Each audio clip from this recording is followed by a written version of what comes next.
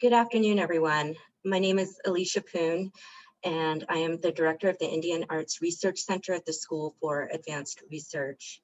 I wanted to welcome everyone to the final event in our Senses of Place summer series. At this time, I think it's only appropriate to acknowledge that SAR is located on Tewa lands in Ogapoge, Owenge, also known as Santa Fe, New Mexico. Surrounding our campus are the landscapes of Pueblo, Apache, and Navajo communities whose people continue to maintain vital connections to this place. As an institution privileged to steward Indigenous material and committed to uplifting Indigenous voices, we strive to maintain respectful and mutually beneficial relationships with these communities. We not only honor the ancestral stewards of this land, but celebrate their past, present, and future.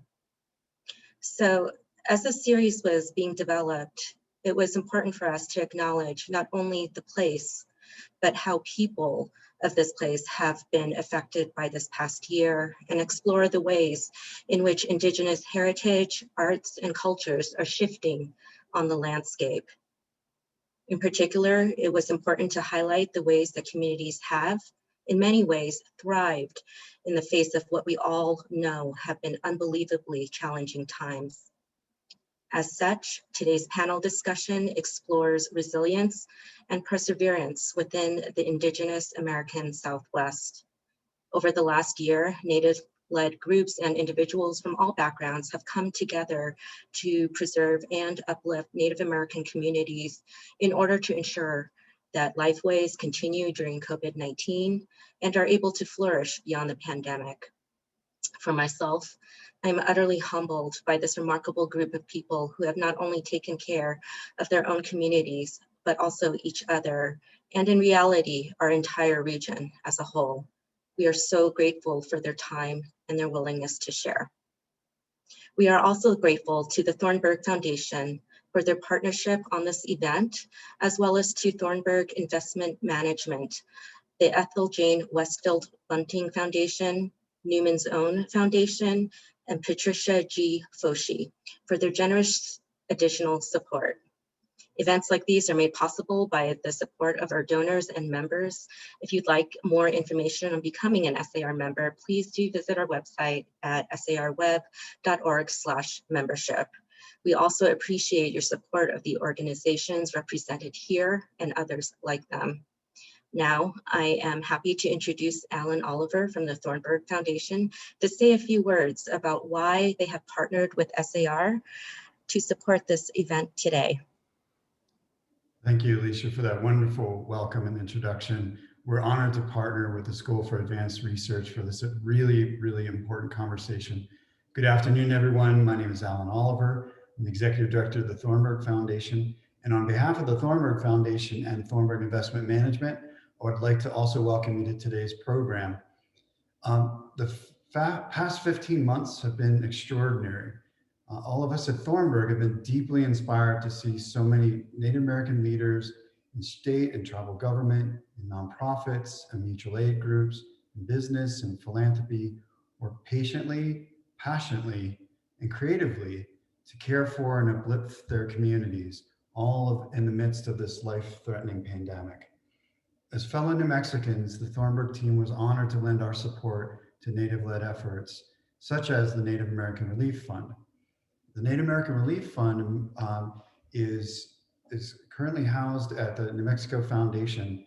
It started by gathering support from local and national foundations, corporations, businesses, individual donors from throughout New Mexico and the United States, and then worked incredibly effectively and immediately to provide early funding and funding throughout the pandemic to all New Mexico tribes. And I want to say, I hope that other folks who are watching today will consider supporting this really meaningful and important fund. We're deeply grateful also to the panelists today, so many other leaders who have worked so effectively to ensure lives were protected during COVID-19 and now may thrive beyond the pandemic.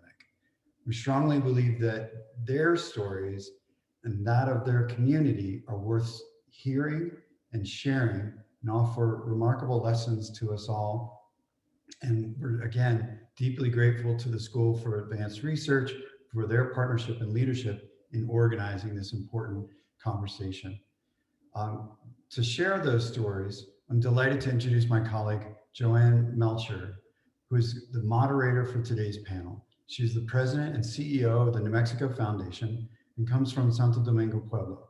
She is a leader who cares about tribes, communities, and families throughout New Mexico. And so with that, JoAnn, please.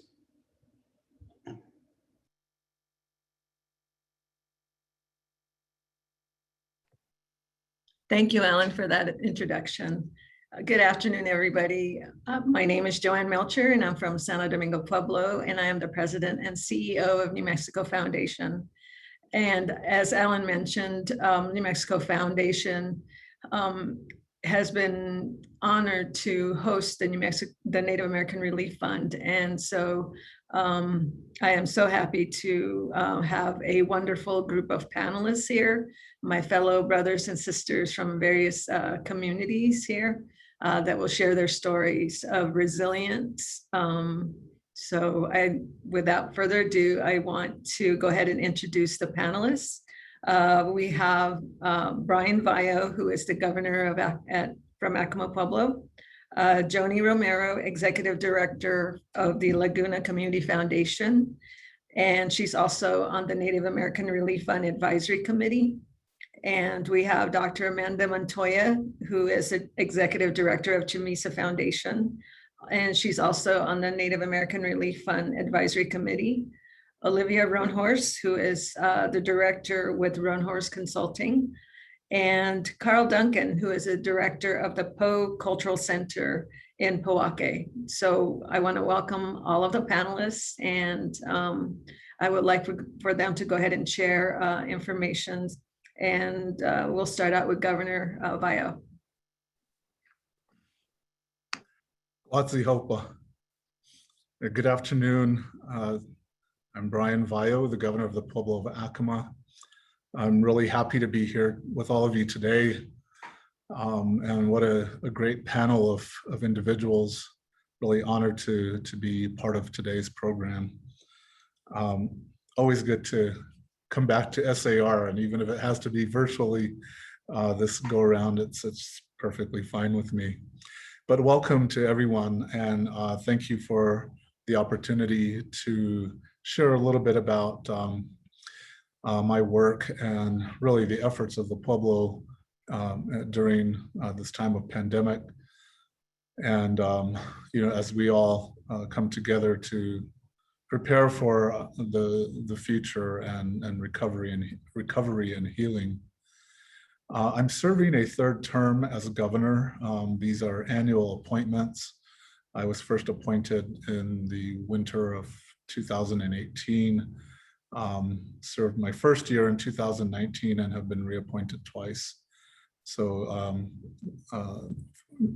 at 2.5 years so far, so 6 months to go, and it does look promising, and looking forward to the better days ahead for all of us. I also served as the director of the Indian Arts Research Center at School for Advanced Research.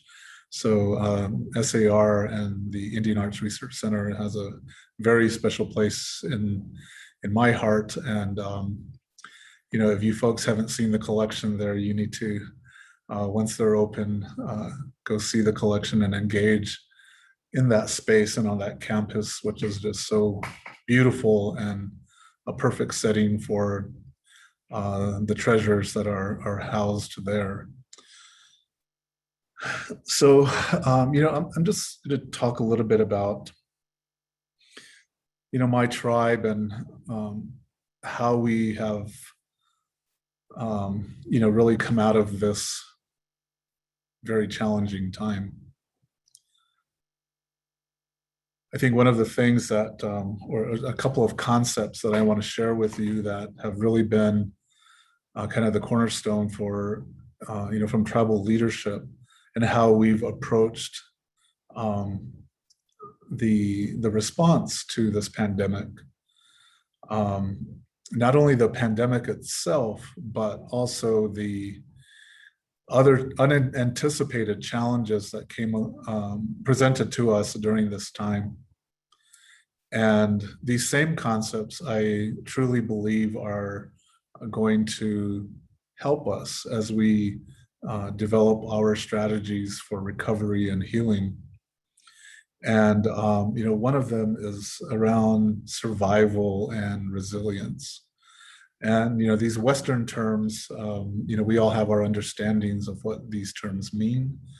And when you break it down into our own indigenous languages, and certainly here at Acoma, in our own language, we don't necessarily have specific words for these terms, but there certainly is an understanding and an acknowledgement and a respect for the concept of survival, the concept of being resilient.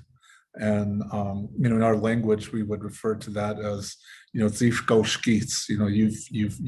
can endure a challenge, or you can endure something that allows you still to be healthy and to provide for oneself, the family, community, still be a contributor. We often refer to the older people, the elders in the community, and we would say something like, an old person who has lived to a very old age and they're still able to do things. And so that idea or that concept is something that we've reminded ourselves as tribal leaders that we really have to bring that understanding within, so that we can provide for our community during this time. And as we come out of this pandemic, we're not fully out of the woods yet. Our Pueblo has reached herd immunity about a month ago. Our goal was to reach 80% vaccination rate. And we're currently at about 87%. And we're hopeful by the end of this month, we'll have reached 90% vaccinated 12 and older tribal members. And so this gives us, it's encouraging for us, and it allows us then to be thinking about recovery and healing. But there are also these concepts of, again, Western concepts of hope and prosperity, continuance, and we, again, just kind of breaking that down for ourselves to understand what then that concept in our own language means for us, and what we need to remind ourselves of as we make take these next steps towards recovery. And again, in our own language, it isn't a word, but it's a series of words. And so we're referring to kind of this period as the future, or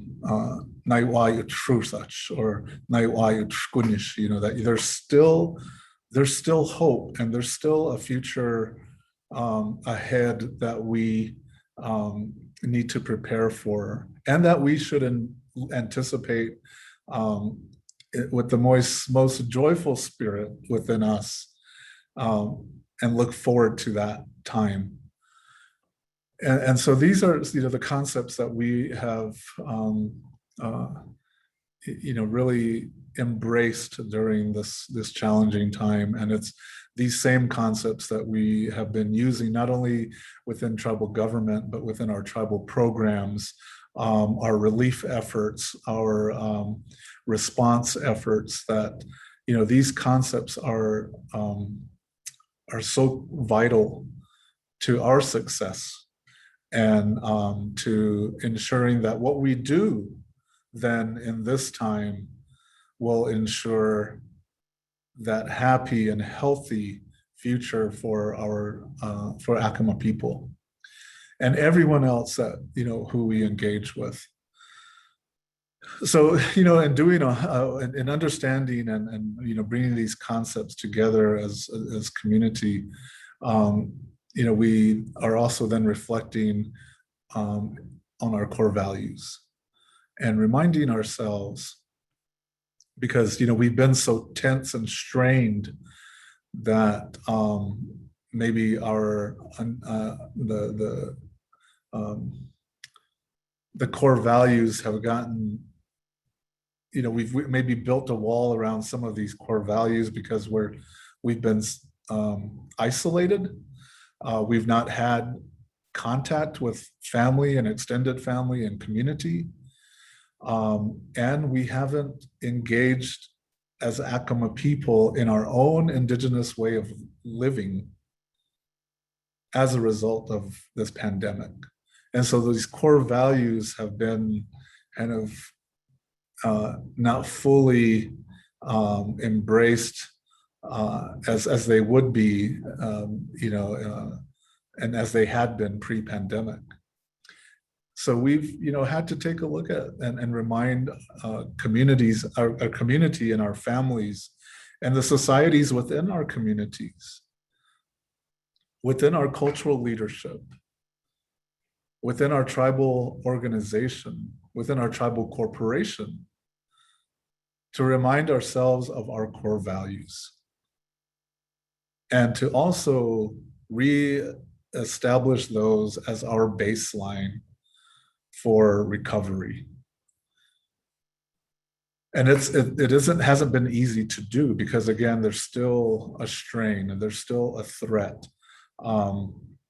And there are some things that we just don't know. And as much data as is available that comes to us, we still are deciphering through this information to help us all understand as a collective, then how these things will impact our lives and our fulfillment of these core values. The other component is family and community, and really family, because our clan systems is what makes the community, right? We have clan groups, we're a matriarchal society. And these clan groups are so crucial. They are the extended family, and they combined create the community. And because our clans and families have been isolated, we have some work to do around this re-engagement. And how that happens is, it's beginning. But we are proceeding with caution because there's still some apprehension. There's still a level of concern for the health and well-being of that extended family and clan and community. And so we're having to take a very cautious approach here around that re-engagement. And as much as we would all just like to come together again, and we will, we have to take some steps before we reach that time when we're whole again. And then there's this re-engagement with culture. One of the most devastating impacts, in addition to losing tribal members to COVID. We lost 23 tribal members to COVID.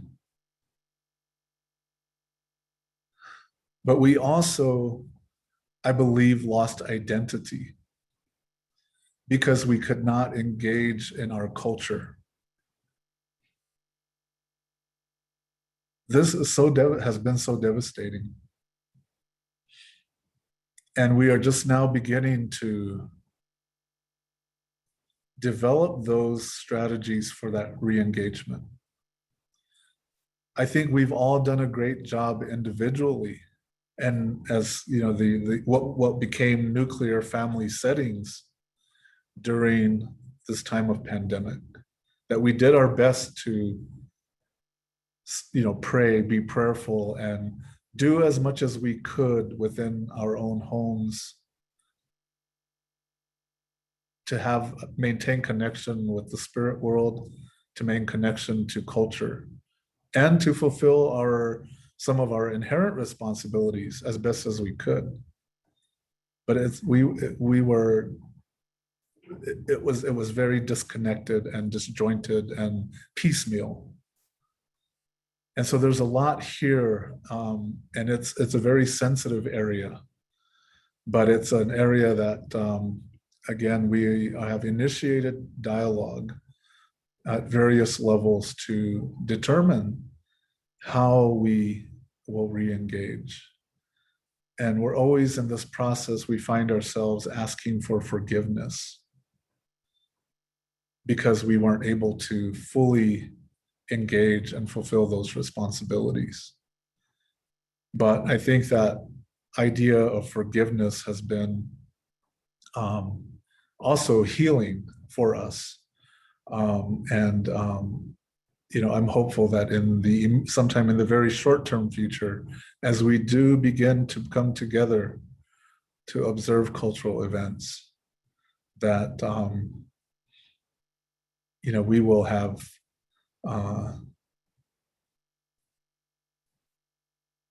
come to terms with maybe the lingering anxiety and maybe feelings of guilt because we didn't fully engage. And there's this great future. We have our children, we have grandchildren and great-grandchildren and future generations of Acoma people who are here and those who are not yet born that give us hope. And so everything that we do and that we have done during this time of pandemic has been for them also. And I hope that when I'm gone and those who aren't with us yet don't necessarily have to ever really have to reflect on this experience that we've all had, but that they will live in a time that they are whole again, and that all that the Creator provides, all that our spirits provide for us, will be theirs, and that they are healthy,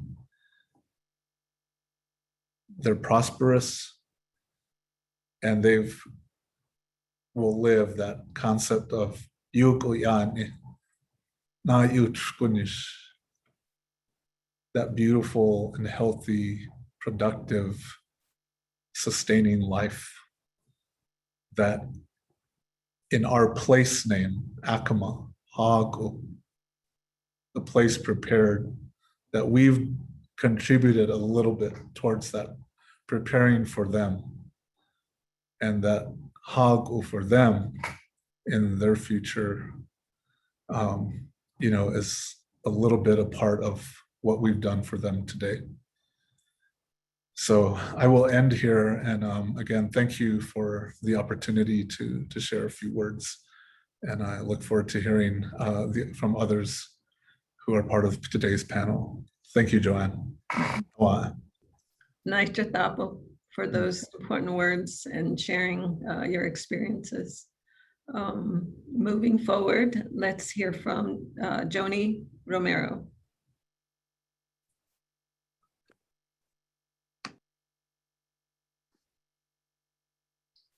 Good afternoon, Guetzi Hopa. So good to see everybody on and that we have such a wide audience. And I am coming to you today from the traditional homelands of the Ohlone peoples of the San Francisco Bay region.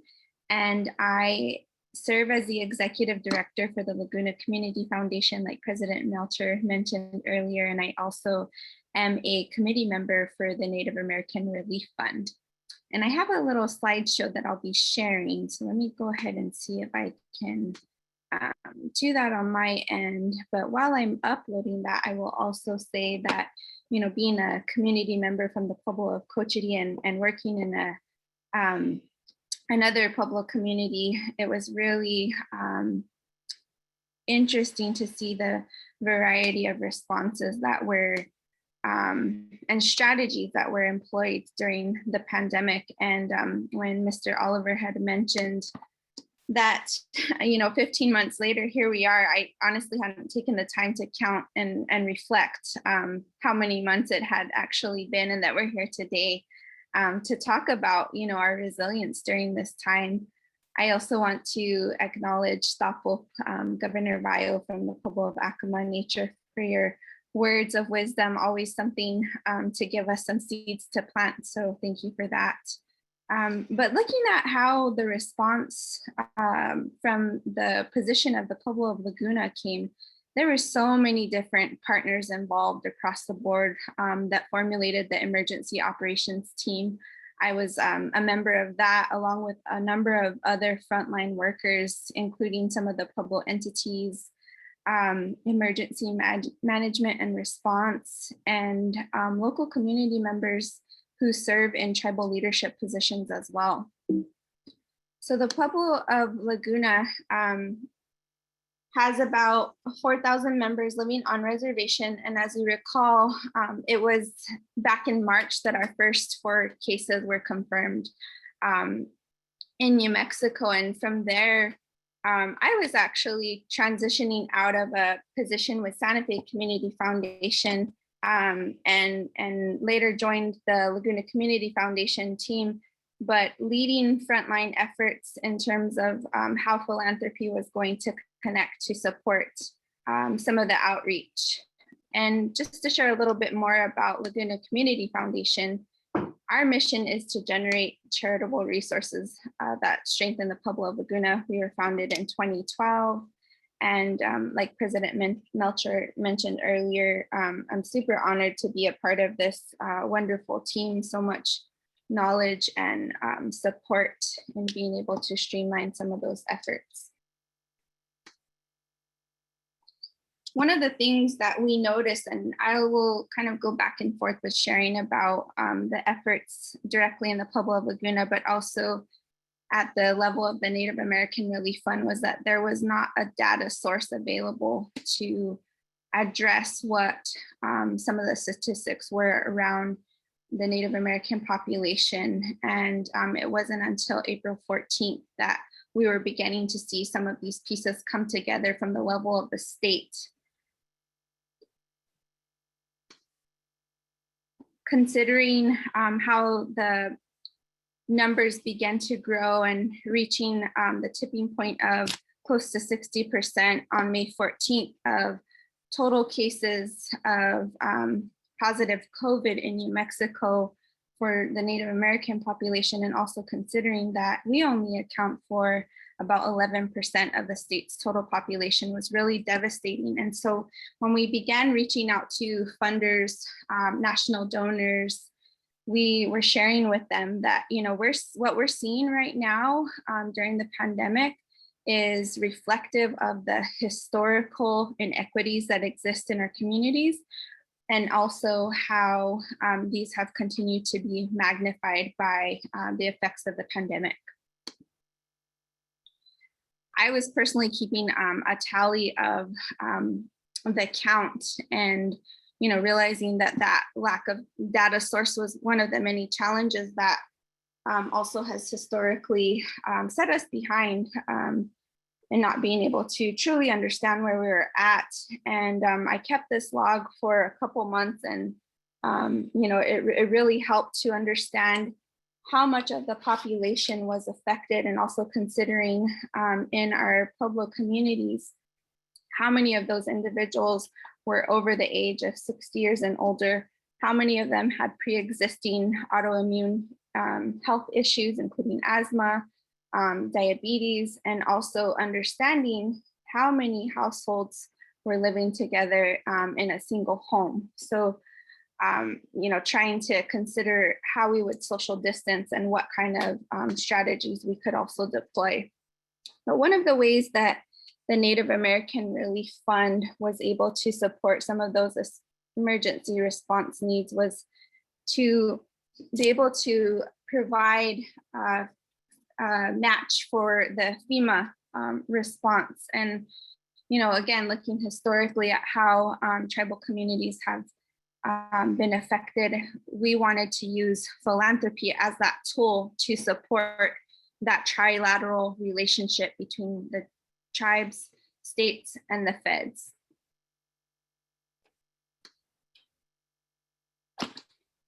So it's just a little bit more about how we were able to deploy some of those dollars to each of the 23 federally recognized tribes in New Mexico. And I'll let my sister, Dr. Montoya, talk about that a little bit more when she joins her presentation as well.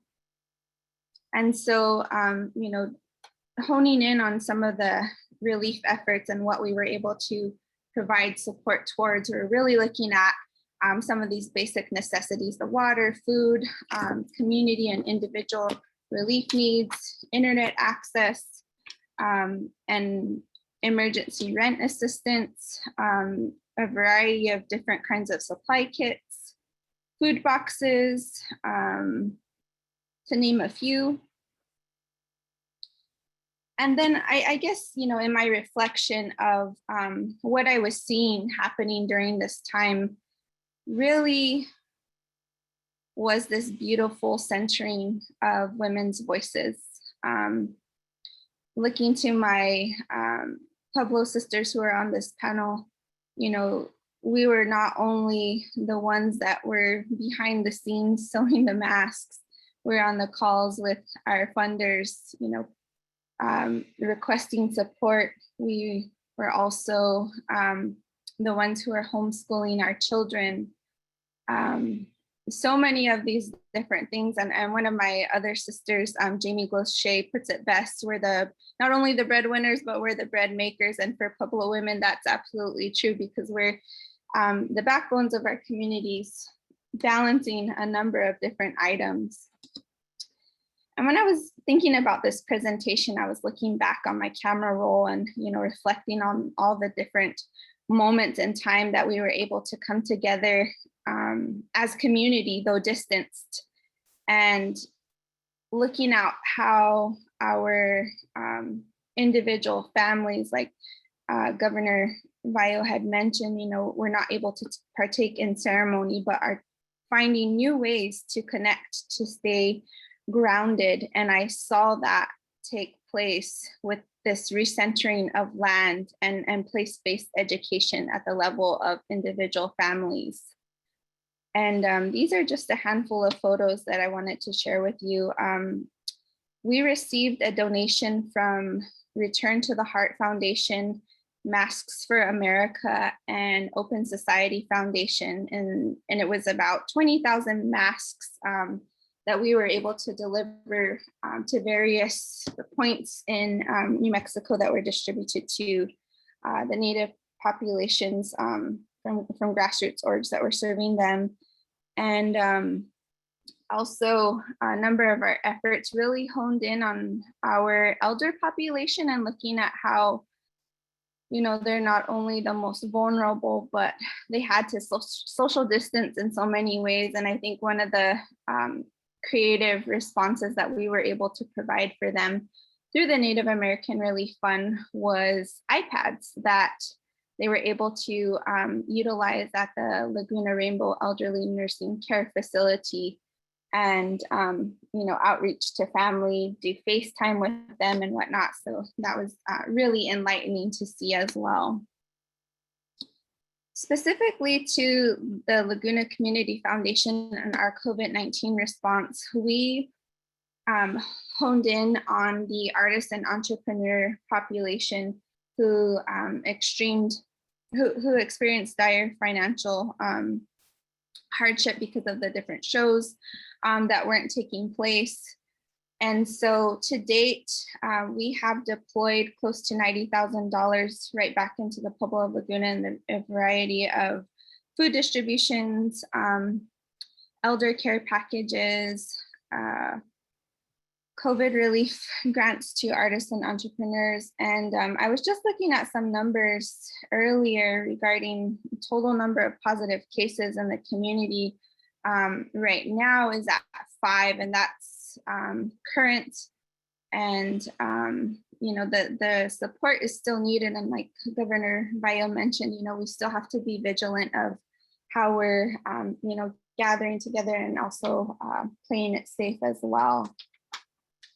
But I think just to wrap it up, some of the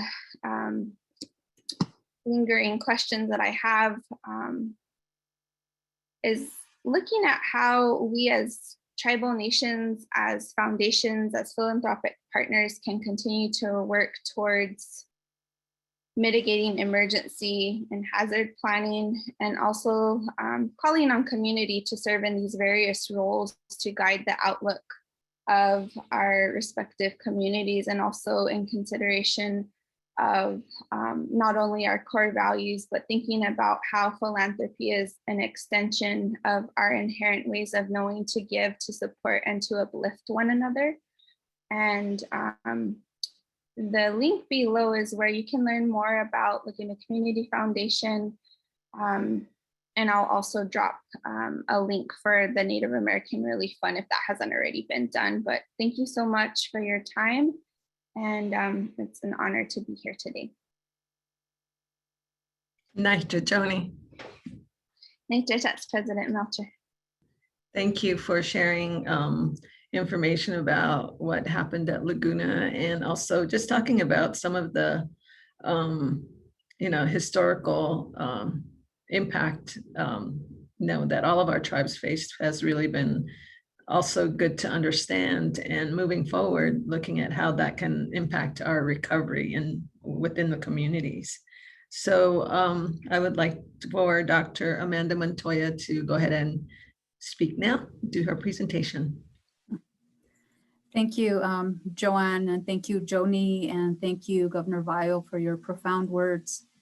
Good afternoon. My name is Amanda Montoya. I'm from Taos Pueblo, Isleta Pueblo, and Okeowinge, and I'm the Executive Director for the Chamisa Foundation, and I'm also a member of the Native American Relief Fund Advisory Committee.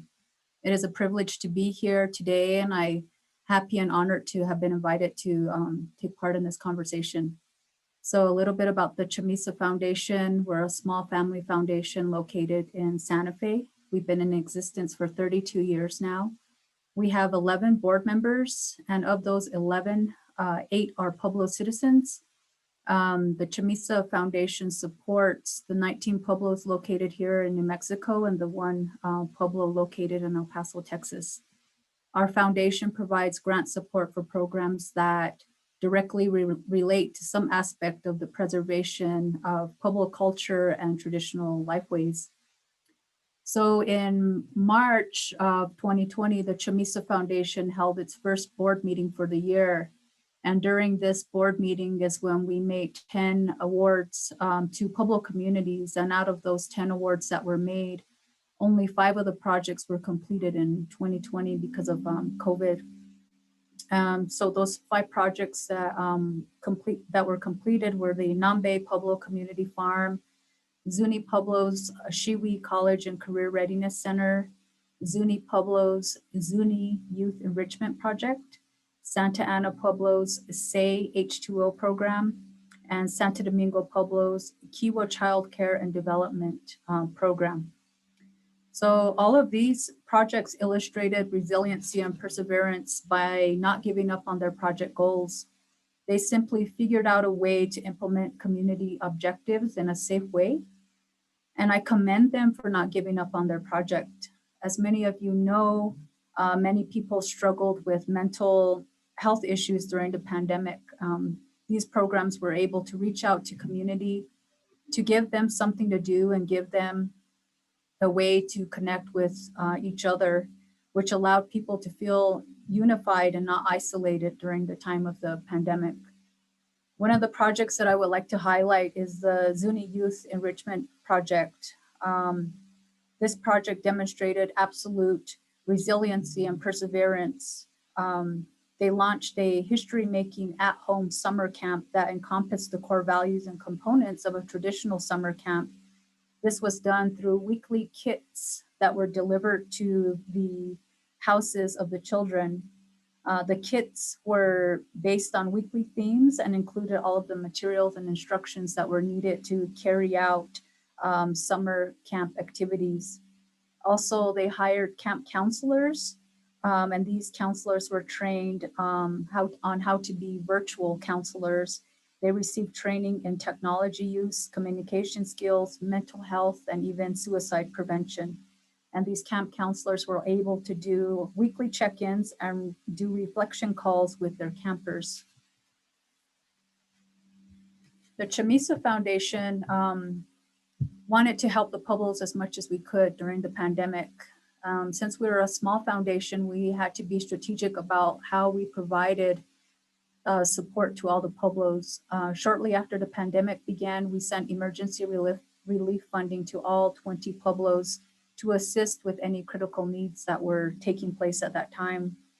Then in the summer of 2020, I began to gather information on two specific populations within our Pueblo communities, which were the artists and the farmers. I have been getting reports that the farmers and artists were struggling pretty significantly due to the public health orders that were put in place by the state and by the Pueblos. These orders restricted them from selling their art and their produce at events and markets. A lot of the artists were encouraged to make sales through online platforms, but many of the older artists were incapable of using this avenue due to the lack of internet access, a shortage of a computer, a camera, or phone equipment. And also, some of them lacked the skills to create a web page or knowledge to conduct online sales. So in July of 2020, our board voted to send a second round of emergency relief funding to the Pueblos to assist artists and farmers. As mentioned, I'm part of the Native American Relief Fund Advisory Committee. So I was asked to be part of this committee in April of 2020. So the members of our Native American Relief Fund Advisory Committee were all brought together. We were all asked to be on this, and it was a privilege to be asked to be put on this committee because I felt this was a way that I could continue to help our Indigenous populations. And so all of the committee members brought different strengths and skills to this committee. And we were all able to quickly coordinate a funding strategy that allowed us to fairly fund various tribes and nonprofit organizations over a short period of time, which was very important because, you know, the pandemic just kind of like snuck up on us and we had to, you know, get all of our ducks in a row and get things going and be able to make best use of the funds that were coming into this fund. So our collective knowledge of each tribe and nonprofits allowed us to make very well-informed decisions. And so currently our Native American Relief Fund Committee is trying to figure out how to move forward with the remaining funding that has been donated to us. And so we want to make sure that this is utilized in the best way possible. So at this point, we are planning a strategic planning session for next week. So we'll be very involved with that next week. And I look forward to that conversation so we can figure out how to best use that funding for our Indigenous population here in New Mexico. If you would like more information on the Chamisa Foundation, you can go to www.chamisa.org. My contact information is on there. If you have any questions about the work that we do, please reach out to me. Thank you. Thank you, Dr. Montoya. It is wonderful to have you be a part of the Native American Relief Fund Advisory Committee. As Dr. Montoya mentioned, there's this amazing, wonderful group of Native leaders and also leaders in philanthropy. And as Amanda mentioned, you know, just the work that Chamisa Foundation did in those early months of the pandemic just really made a huge difference for our communities, especially just seeing it firsthand at San Domingo Pueblo. Just some of that funding supporting farmers and artists, I think is just really, really great. So thank you, Dr. Montoya. Thank you. Moving forward, I'd like to introduce Olivia Rohnhorse, who is director with the Rohnhorse Consulting again. Olivia has been a wonderful partner in all of the work that we've been doing through the Native American Relief Fund, and she helped us to become organized and interviewed many of the organizations that provided resources to our Native community. So Olivia, can you talk about your mapping project? Thank you. Yeah, absolutely. Just want to thank everyone for going ahead of me, provided so much strength and value and content, and I really appreciate being part of this whole panel and being asked to be a small part in how we share information. And it's clear there's a thread between all our work as we work together. So thank you. I am Dene. I'm originally from Window Rock, Arizona. For my Dene relatives, Yate, Olivia Rohnhorse and She, Twohan initially, Twitchini, Bushishi, Taban Dashache, Tachini Dashanella. I work for Rohnhorse Consulting, which is actually my twin sister's firm. She started 5 years ago or 4 years ago. And it's an Indigenous women's owned firm. I won't go into too much about it, and I'll just put the link in the chat. That way, if you want to hear more about our work, you can take a look at like some of the different projects we work on, and feel really, excited to be able to work with different Native communities on some of these projects. So I do have a presentation. I am going to share my screen. I have to make sure you guys don't see all my tabs though, because that's embarrassing. So I think I only opened one. Oops, I didn't mean to do that. Okay, present. Okay. Is it presenting? Yay, okay. So one of the things we did early on when everything just seemed a bit chaotic with the pandemic and communication and things being closed and public health restrictions, and trying to understand the impact of those restrictions, trying to understand the impact of keeping our communities, families, and relatives safe, was everyone was talking, right? And I think all of our previous panelists who sit on the Native American Relief Fund, they were all talking. There were all these other conversations that were happening, like how do we support our Native communities?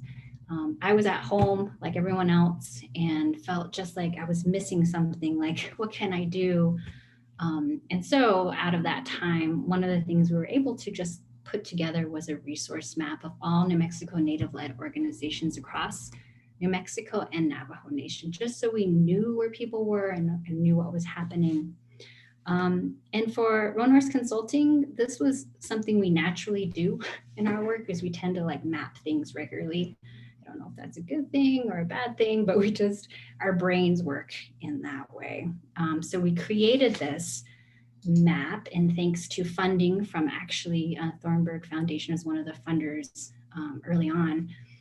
And really it started organically, like all of our work on Facebook. I put out like who's doing what, where is there funding opportunities for our grassroots organizations, Native-led nonprofits, where do they go to get funding to turn around and pivot and serve their communities, because they knew what to do. They knew who was in their communities. They knew who were the hard to reach and most challenging community members versus those who could volunteer and help.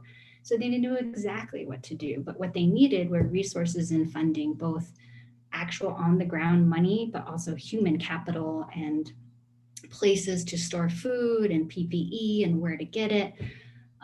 So we thought, why can't we just put it in one place? And so there was an Excel document that was created, and we shared it, and people would add and move things around. Then we thought it's kind of hard to read that document. So what could we do to kind of really think about putting it in an easy to read opportunity? And so our role is really, we call ourselves ecosystem builders. And for those of you who have a science or biology background, when you think ecosystem, you think about you know, how all the, well, even our Indigenous people thought of it that way too, but like how everything is connected, from the land to the animals, to the water, to all of the things that happen with precipitation. And so one thing we like to do, just to help understand who we're serving and what we're trying to do, is ecosystem building. So we kind of sit in the middle and try to understand how to connect people and what's going on. So we use that kind of centering to create the goals for this project. And those goals continue to be part of what we do with this resource map, and really ground us in why we continue to do this work. I won't read them to you because I know that's a little annoying. But just to continue to think about ecosystem building, we continue to think, we're continue to define it too. But we see ourselves as kind of like in that background, we're connectors in that connecting role. When we were meeting different Native-led nonprofits, we would connect them to accounting services and those that were maybe needed grant writers at the time. I had a grant writers list where I just said, anybody who can volunteer their time to help write grants, and then we'd connect them that way. It also allows us to be in a space where we see some of where the gaps and challenges are, and then try to help connect people to address those gaps. So we're not necessarily doing the hard work on the ground, which is a unique position.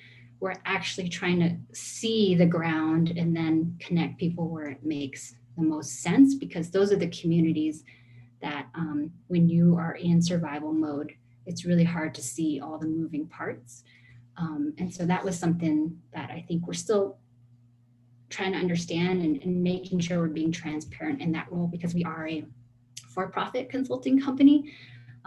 Even though I would say most of our projects, we do work with Native nonprofits and organizations and really try to uplift their work.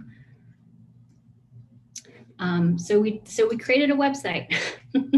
After many months of collecting information and talking to folks, we put it all on one website, which is newmexiconativeledorgs.com. It's constantly being updated and reviewed. And we did this because we could probably sit down in our own little corners and start like naming off who are all the Native-led 501c3 nonprofits. And we did define Native-led as more than 51% of their board or leadership is Indigenous, or they self-identify as Indigenous. And it's very similar to like First Nations Development Institute and others. So in this resource, you can see that we laid out everyone that we were able to kind of connect with. Some folks we were able to interview, but we have a long way to go to continue to interview folks. But this is an initial list. We had over 100 organizations in this list. You can see the yellow will tell you who we've found, whether it be through their website or through an interview, if they're defined as Native-led. And then those who are not Native-led just don't have like that yellow heading. And then there's some that are unknown. So we are still trying to figure out if they would self-identify as Native-led. But this was really helpful for us to show where people were, what they were doing. And what had happened is the map was really originally more to like tell folks who wanted to donate, individual donors, funders who really wanted to help out but didn't know where to give additional funding or money to if they had particular interests, like they wanted to work on water, or they had PPE. And so we wanted a place where anyone could go and make those connections themselves, right? We didn't want to be the gatekeeper either. So we would ask organizations some basic questions about them and then ask them if we could share their website, and even includes like their social media. So you can click here to find their social media information, you know, who they're serving, how they identify themselves, the areas that they service, and then, you know, what they're doing. I think this was a good kind of starting place for us, because now we can identify those 100 different organizations. Out of those 100, about 80 are Native-led, which is pretty amazing. And of course, our partners on this call who we don't have tribal nations on here because those are pretty distinct and they already have their own like boundaries and everything set up. But what was unknown were where's all the native led. So that was one thing we did to really ground ourselves and help us understand the work. Okay, let me go back to this. Okay, so we were interested in these things. How does this map support community-led efforts? And we really wanted to think about, as this conversation is, and I'm almost done, I set my timer, beyond the survival and the relief part was like, what's going to come out of that? How do we continue to use this map to support communities as everyone talked about, the recovery, the healing, the responding to cultural and values and the grounding and values of these communities? How does a tool connect organizations to funding opportunities? That's still a critical part of this. We also have social media for this tool. And how does this mapping project continue to accelerate connections, lift needs, highlight good work? That's really part of what we hope we're doing.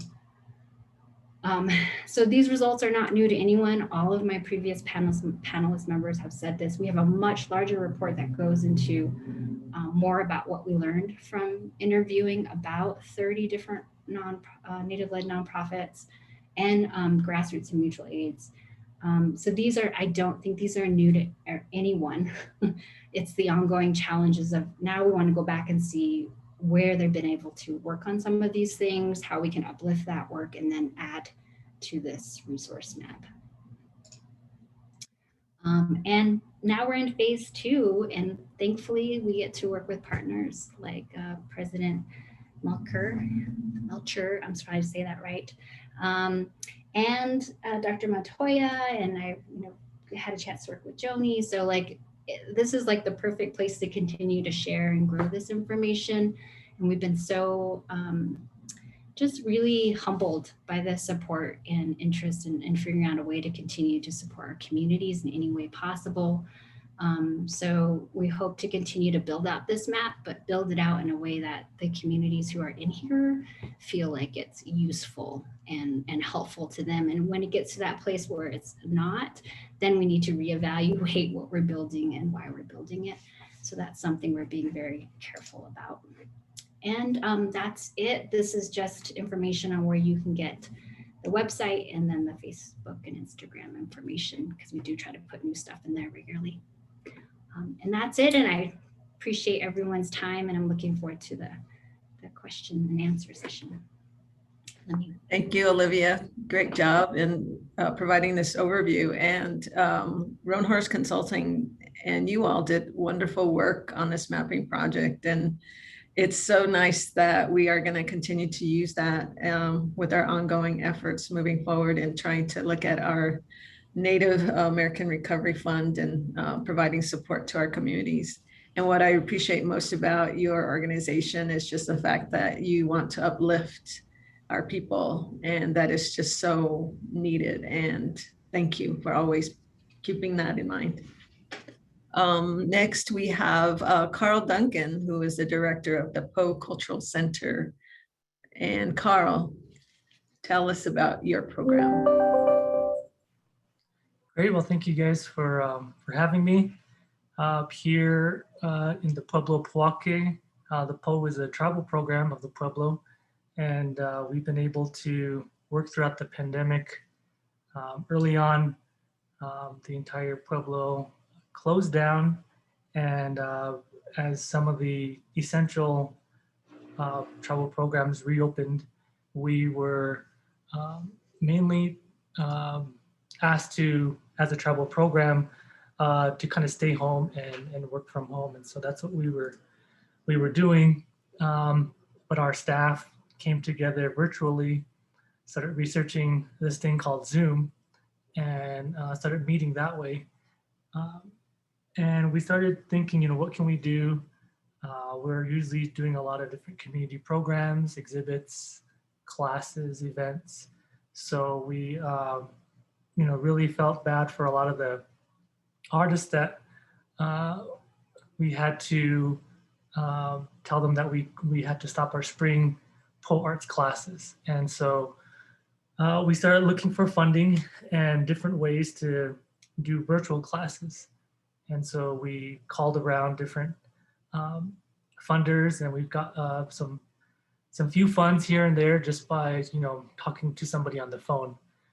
And we continued to do that, and it snowballed into a lot of over $250,000 of funds that we've been able to fundraise independently on our own, not part of the tribal fund that the tribe got for the rest of the tribe, but for us, we were able to fund 3 rounds of funding to Native artists and the public at large.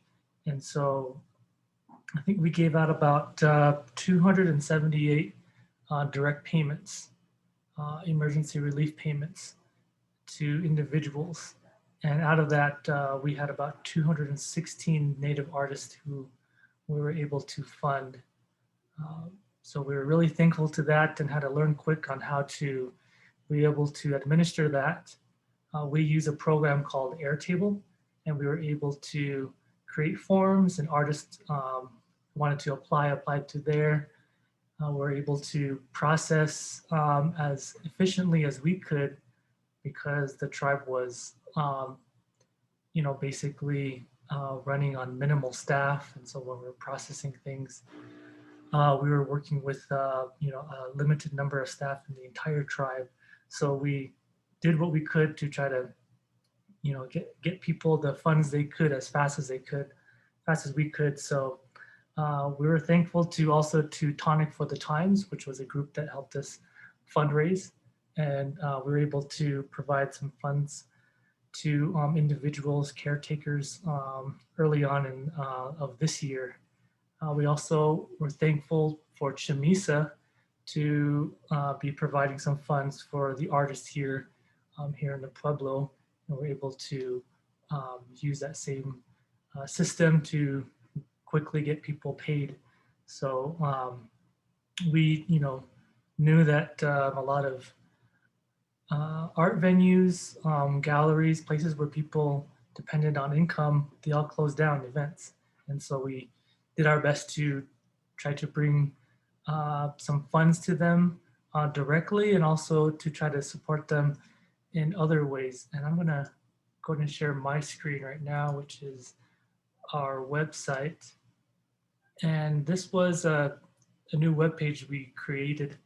And some of the people that helped fund us was the Indian Collective, the National Endowment for the Arts, the Pueblo Puake, First Nation Development Institute, the Santa Fe Community Foundation, the Smithsonian's National Museum of the American Indian, the Chamisa Foundation, and the McCune Foundation. And so we're able to have different sections here where we had some grant assistance on our own funds that we were doing. And we also provided our phone numbers and emails. So if an artist were trying to apply for another fund, they could call us and we can help walk them through applying for other grants. And so we have a number of funds and other resources to other grants that were out there that we tried to post here as a one page that artists can come and check out. We also had free trainings set up virtually. Steve Fadden, our program director here, did some online training, how to set up a Facebook page, marketing for artists, different things that we tried to enable artists individually to make sales virtually. And so we tried to do what we could to share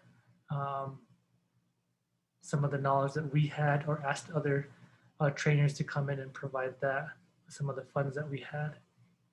And then we tried to bring people together because we were separated. And so we created a Facebook talking circles, and it was a live one-on-one discussion that we've had with different tribal community members here in the state, whether they're artists or tribal leaders, organizational leaders, to talk about opportunities they had, or just words of encouragement and kind of best practices that maybe Native artists were successful during the pandemic to create some income and get their name out there. We provided some funding to have artists provide online demonstrations. We had a virtual exhibit. We paid artists to participate in that. And we created a Facebook marketplace, which is still live right now if you'd like to check that out. It's on our Facebook page, and there's a link right here. And so artists themselves can have direct contact with buyers. They post their images and they can sell directly some of the work that they have. So hopefully that was some pieces of support that we kind of brought together in our staff here, whether it was marketing, working with artists, with our network through our exhibits or collection work or artisan markets. We really did our best to leverage those contacts and call people. And some of the other things that we worked on was Poe Arts, which was, like I said, we had to stop our art program in the middle of it, and we brought back kind of a test period of 4 weeks for artists. We kind of learned what we needed, and then we wrote some grants for that. And we got funds for some tablets, some screens for the studios, and some cameras to give out to students. And so we were able to have a summer course where we had 50 artists sign up and take some of our virtual classes. It was all through Zoom, and we kind of taught our instructors how to teach through Zoom, which was interesting. It was kind of hard, but it was good that we had something there. Teaching these kind of traditional arts, teaching pottery through Zoom was interesting. Teaching sewing, dressmaking through Zoom, weaving and those types of classes. Then the fall, we had another 50 students this past spring semester as things are kind of opening up, and in Limbo we had 30. And so now we opened up for the summer as in-person classes. We have about 69 students over 6 classes. So we're thankful to have our instructors be willing to learn how to teach their classes, which were 100% in person to 100% online. So we're really thankful for the instructors and the students for sticking with us. I want to share another web page that we have, which is our Fight the Virus campaign. We were asked to come together to create a campaign to promote mask wearing, to promote safety and health practices within the community. And so we came up with this concept to fight the virus. And so we created billboards that we posted up on the main highway I-40 all the way up here through to Espanola. And it just promoted, for our communities to take care of each other and to come together to fight something on the ground level. And so we created little signage here. Here's some of our staff posting these all over, which are basically reminders. We need to be reminded of these practices. Into our the different housing, the village housing here, tribal housing. We have the police or security who was at the checkpoint, and we just reminded people. This is we hired some artists. This is Jason Garcia, and he drew a little design of reminders again of wearing masks. So we're able to pay artists and keep connected. And then we had a series of Mental Health Monday tips on Facebook, trying to promote, try to stay healthy personally. Other reminders throughout the entire event, getting quotes from different people. if they see Labor Day was coming up, we tried to remind people to be careful, things like that. So we had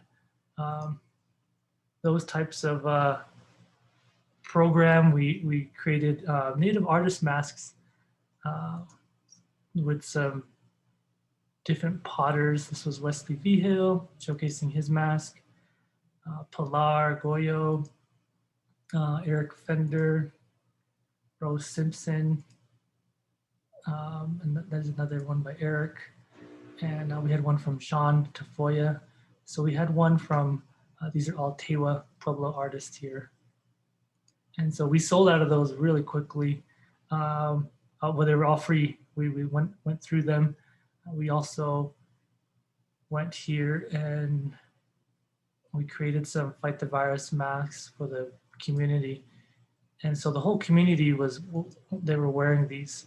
So we had the police all masked up wearing our masks, first line employees working, the supermarket and everything. So they're were joined together by a common kind of brand and image, and all with, this is a pottery design by Melissa Talachi that we have in our collection. This is an embroidery design by Sean Tafoya.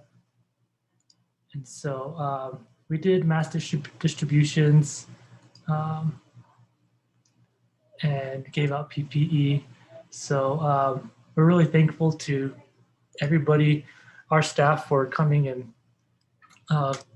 coming out and supporting the community and working firsthand. We weren't asked to come out in the first place. We weren't deemed an essential employee, but in the end we really felt the need to be visible and to be supportive. And so I'm thankful for my staff and the Pueblo for supporting us here, and in the end supporting everybody. I know the Pueblo also supported the community with their quarantine site at Buffalo Thunder, and to date they had just let me know that they will have discharged 879 tribal individuals who were quarantined or isolated there at Buffalo Thunder from the different Pueblos and tribes here in New Mexico.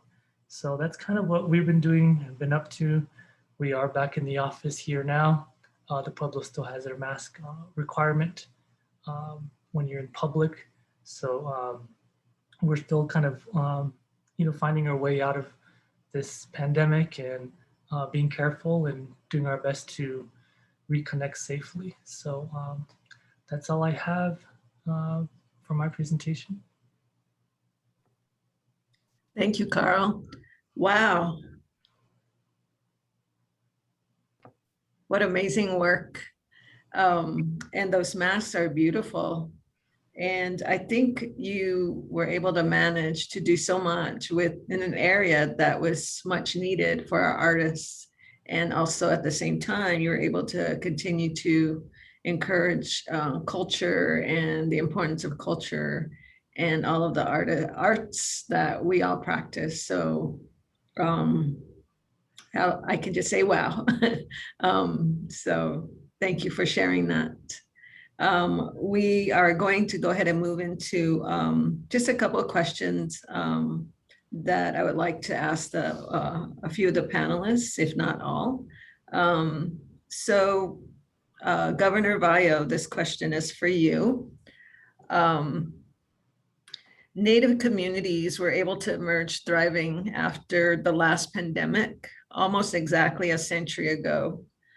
How has this pandemic differed, and how do you see lessons learned during these difficult times strengthening communities of the future?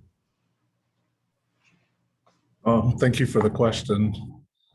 There was some reflection on the pandemic of the past, and also other events that challenged the Pueblo, including the world wars, when many men were drafted and had to leave the Pueblo. So one of the things that was really interesting here at Acoma was those concepts that had been maybe lost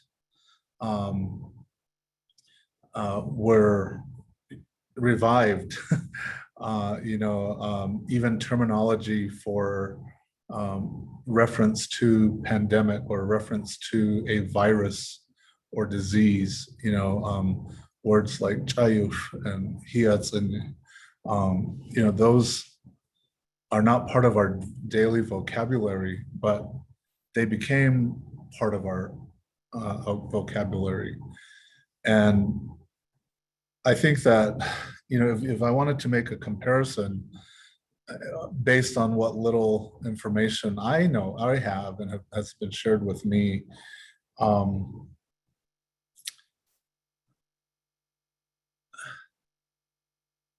there is and I gave a talk last year about this, and I referenced this in my talk, but there's the concept of hiatsani or chayuf, that it's a virus or illness that is very threatening, and that we have to have great respect for that living being, right? That we can't. And even during this time of COVID, we were respectful of that being. And we did our part based on our own indigenous way of acknowledging these types of illness and virus that have the potential to destroy and really change our lives, that we had to still be respectful to it. And did what we had to do, and to ensure that it was being provided some spiritual acknowledgement, and so that it could eventually rest and go to a place of rest, and no longer be of a threat to humanity. And so I thought that was a beautiful way for us to acknowledge, understand, and then be responsive to the threats that came along with this being. And I have to say that talking to other governors from the various pueblos and other tribal leaders throughout the country, and I, as a tribal leader, I was very grateful that we were supporting one another. There were some days that I could just, if I needed to, I could pick up the phone to a particular governor or tribal leader and just share and seek counsel, because we were all dealing kind of in the same way with these challenges. And so I think there was, in a very profound way, tribal leaders came together. And I think this was recognized by not only the federal, by not only the federal government, but also the state government and the private sector. And we've heard from some of our organizations today, including your own foundation, JoAnn, of how the people came together without any real effort. I mean, it was just something we had to do, and we knew we had to do it. That we had to come together as a people. We had to support each other. We had to console. We had to be thinking about what we all needed to do to ensure that the people were protected and were cared for. And so I would imagine, and I hope, that our ancestors were grateful to us for doing that. And it certainly speaks volumes in terms of how then our communities responded and also contributed in that process. Because again, we all closed our villages. Some of our villages, our tribes are still closed, like Acoma.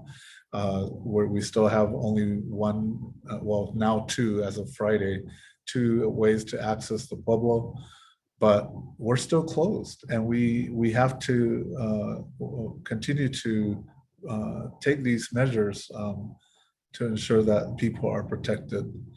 And so, I think it's those understandings, those indigenous understandings of things like this that give us that sense of survival and resilience and hope.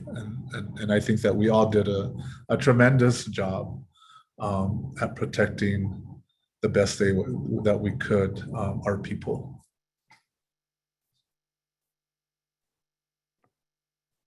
Nitra, for sharing that, and that is just so beautiful in how you explained all that. And I think that there are many times where I sat here and people would just make donations without being asked. And I felt like not only did this group come together, but people out in the world, people cared about our Native people and communities. And so I think it's, as my grandma would always say, if we all work together, things will happen, good things will come about. And so thank you for sharing that. And do any of the panelists, would you like to respond to that question or address that question?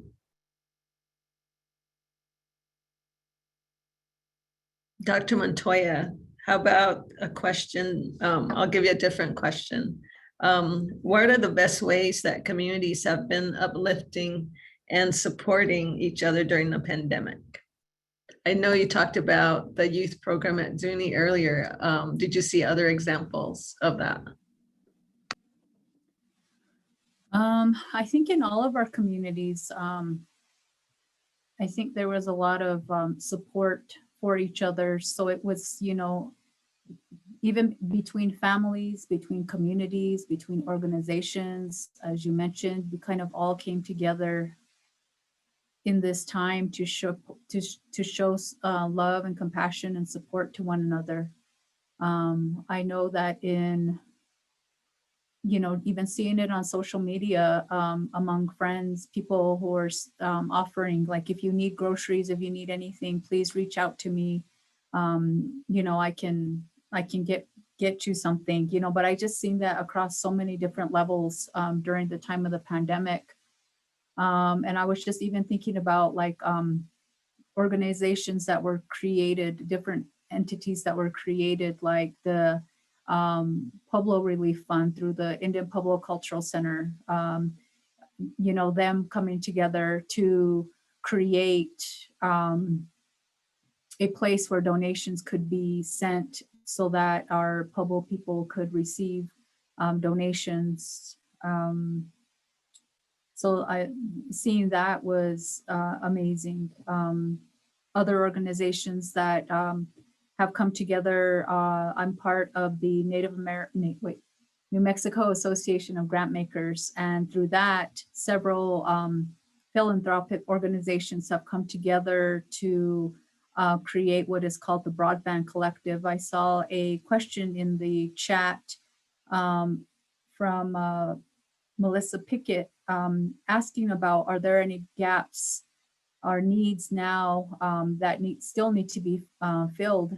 And I think through the pandemic, many of the issues that our communities face, like hunger or the lack of broadband or different infrastructure issues within our communities, I think that the pandemic highlighted those issues. And so right now, the Broadband Collective has been created, and it's a group of different philanthropic organizations, nonprofits, consultants. All these individuals and organizations have come together to try to figure out how can we get broadband into all of these communities. So that's probably one place that really needs help still yet is broadband.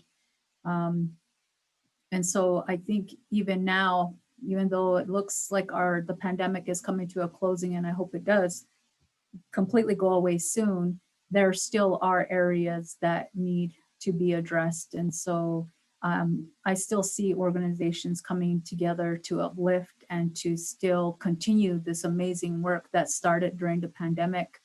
And, hopefully there's like different relationships that, different people have come together that probably wouldn't have come together, outside of the pandemic, have come together to do some great work. And I hope we can continue to see those relationships thrive and move forward even after this is all over. Thank you, Dr. Montoya. I would like to ask Joni, what do you see for your community or the communities you serve post-pandemic? Great question, President Melchor. Well, I think that, what we've witnessed during the pandemic has been this beautiful rekindling of land, of family, of connection. And I am eager to see the continued collaboration with Pueblo programs, with leadership. Again, looking at that trilateral relationship between tribes, states, feds, philanthropy as well, and also continuing to create those seamless and unified resources. Thank you, Joni. Carl, I know that a lot of the work that you did revolved around looking at things creatively. I love the bulletin boards that you all created. I didn't know that was your organization. And so what are you going to continue to do some of those activities moving forward? Yeah, we have a panel a committee that we kind of meet every week, and we've kind of, the priority now is vaccinations. So we're trying to get people to vaccinate as much as possible. So, the same thing, the same campaign of masking up, and now it's, trying to vaccine up, and looking at shirts. And, I have a little bumper sticker here. It's amazing how much people want things that are little like this and free, and you just get that message out. And so we're going to continue to, fight the virus and push, these different concepts of staying healthy, because, you never know what the next couple of weeks or the future holds. It's good to just be careful and be smart. And a lot of times you just need reminders. And, the platform of social media is so important, because you can have artists out there that are just probably waiting to be asked, to use what they have in mind, or what they can create. And they're the ones who create all these great concepts and images that really do have that personal effect on people and inspire them. Thank you, Carl. Olivia, what is your organization going to do to continue to uplift and support organizations moving forward? Yeah, so we see our role as continuing to share the work of where the groups are right now. So everyone that's on our map, we've reached out to in some way, whether it's just through their website or their Facebook page. And this next iteration is really to continue to interview folks to see where they are, what they would like more information on. In our report that we finished earlier this year, we just shared a lot of what everyone has talked about, is that solidarity versus charity work, this like transformational versus transactional. Like there's been this real push to really continue to engage with one another in a meaningful and a thoughtful way. And so in building on those core values of inherent Indigenous, you help everyone first, and you just turn around and then keep doing it until you could take a break, and then you go back out. I do see a lot of that work, like trying to find ways to help build their capacity to continue to do the hard work, finding ways to connect them either to each other. I would love to see how Pueblos and tribal nations are partnering with Native-led organizations and mutual aids to continue to identify and work with the same communities they're serving. You know, what does that look like? What's helpful to tribal nations to know? What's helpful to Native-led nonprofits to know? So that's part of what I think we're really excited to continue to learn and grow with the folks we interview, and then also everybody on this panel, and hear from them how we can continue to build out the map at the next report. And then just be good, like relatives, good ecosystem relatives, and share that information thoughtfully and carefully. So I appreciate that question. Can all of the panelists please turn on your cameras?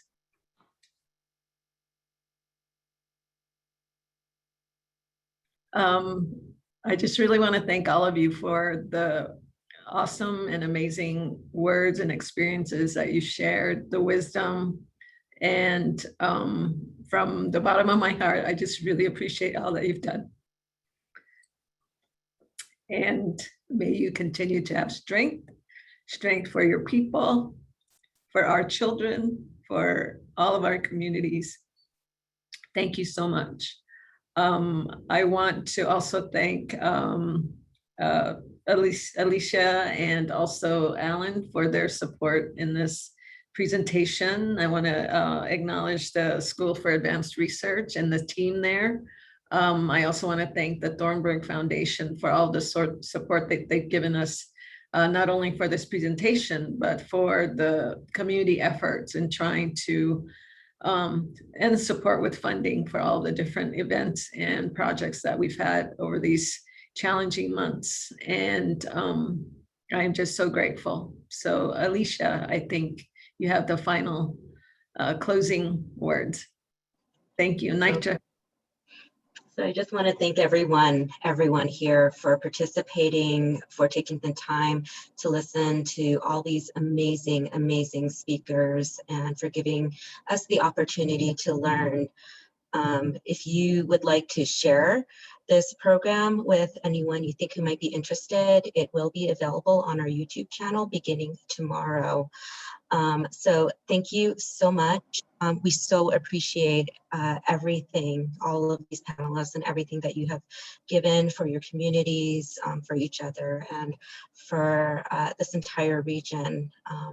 We look forward to following everyone as all of these projects and the process of recovery move forward. So thank you, everyone.